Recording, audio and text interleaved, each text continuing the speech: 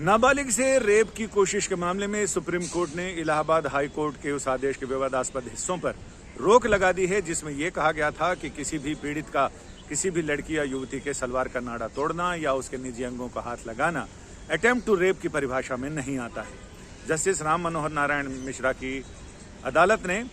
ये आदेश दिया था और इसमें निचली अदालत को यह कहा गया था कि अदालत ने पीड़ित आरोपियों को जो समन जारी किया है वो समन की इन धाराओं पर अटेम्प्ट टू मर्डर की धाराओं में समन जारी ना किया जाए बल्कि असॉल्ट के मामले में उन्हें समन जारी किया जाए। ये मामला सुप्रीम कोर्ट ने स्वतः संज्ञान लिया। इसमें जस्टिस BR गवई और जस्टिस ऑगस्टिन जॉर्ज मसीह इनकी पीठ ने यह कहा कि चीफ जस्टिस के निर्देश पर यह स्वतः संज्ञान लिया है अदालत ने और इसके साथ ही कोर्ट ने यानी पीठ ने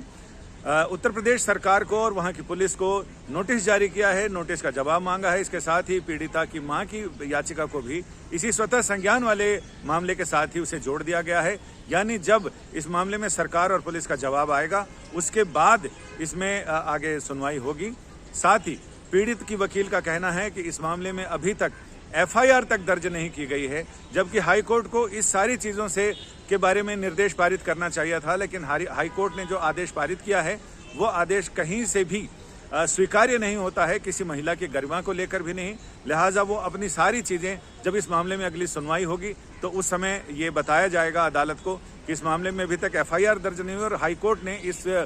FIR दर्ज ना करने के मुद्दे को तूल नहीं दिया, जबकि तूल दिया कि जिन धाराओं में समन किया गया था अटेम्प्ट टू रेप की धाराओं में, उन धाराओं को बदलने का आदेश दिया गया। इस मामले में याचिकाकर्ताओं का कहना है कि जो चश्मदीद वहां मिले उनका भी ये कहना है कि आरोपी इस युवती का न केवल निजी अंगों पर हाथ लगा रहे थे, उन्होंने उसके सलवार का नाड़ा भी तोड़ा और उसे घसीटते हुए पुलिया के नीचे तक ले गए। तो ये अटेम्प्ट टू मर्डर के परिभाषा में क्यों नहीं आ सकती ये सारी चीजें?